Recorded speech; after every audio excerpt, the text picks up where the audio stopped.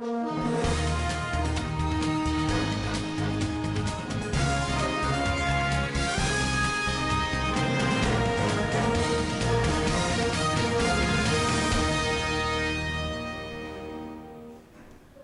welcome to the Metals Daily News brought to you by Metals Update, the driving force behind your business. I am Neha Kamble from the Mumbai office on 11 July 2017.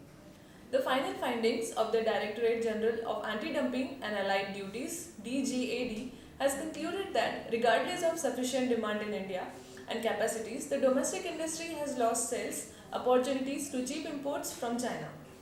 The Indian government may impose countervailing duty of 18.95% on imports of certain kind of flat steel products from China to protect domestic steel industry. As per Iranian Mines and Mining Industries Development and Renovation Organization, Iran's mining sector produced 84.89 million tons of minerals from mid-March to mid-June, which is a 9.49% increase year-on-year. Iran's first quarter, which ranges from March 21 to June 21, saw three main aluminium producing firms collectively register a 5.51% drop year-on-year, combining to produce 82,605 tons of aluminium. The publicly traded Iran Aluminium Company IRALCO, which was the first firm in the country to produce aluminium, produced 41,720 tons in the quarter. Aralco also produced 61,166 tons of alumina, a 3.97% increase year-on-year. Though still developing, Iran's mining sector is a significant contributor to the global material market. The country's mining sector is hampered by lack of appropriate infrastructure, legal barriers, difficulties in exploration, and the government's control over the entirety of the country's mineral resources. Copper prices decreased marginally in Asia on Tuesday due to oversupply. Copper stocks held at LME warehouses increased by 76,450 tons to 3,19,750 tons today, increasing by 31.42% since June 28, showing supplies are increasing. However, the oversupply situation is expected to be controlled as the workers at Zaldívar copper mine in Chile went on strike on Monday. Each day of strike causes approximately 150 tons of production being lost. As Chile is responsible for 30% of global copper output, the prices would be supported by supply disruptions if the tenure of the strike extends to more than a month. LME 3-month copper forwards have been witnessing a downward trend since 30th of June.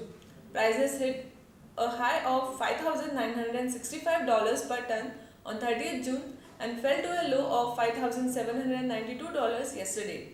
By afternoon, copper 3-month forwards were trading at $5,840 per ton. Also, several ongoing geopolitical developments is impacting copper. US President Donald Trump's economic policies and the US dollar's movement has affected copper prices as copper has a negative correlation with the dollar. Moderation in Chinese copper demand in the second half of the year, mainly in construction and automotive sectors, as China is the biggest copper consumer. Any slowdown in the country's demand will affect overall copper demand. Europe's aluminium ingot 226 spot price increased by around 10 to 20 euro per metric ton due to tight supply and strong demand.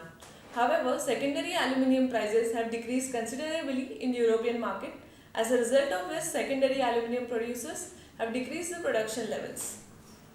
Metals Update assessed offers of MS scrap from the Mandi Gobingarh market at Rs 18,700 per ton. Offers of MS ingot at Mandi Gobingarh are currently quoted at Rs 28,100 per ton, while at Bhiwadi and Muzaffarnagar, the offers have been recorded at Rs 26,900 and Rs 27,400 per ton respectively. In international offers, Romanian origin pig iron is available for sale at $338 per ton on CIF basis at Mundra Port, India. The Chinese origin aluminium 6063 is offered at $1,700 per ton on CIF basis at any port in India. Thank you for listening. Join me again tomorrow for the latest updates from the metals market, and visit metalsupdate.com for more information, and do not forget to subscribe to our YouTube channel. Have a great day ahead. Thank you.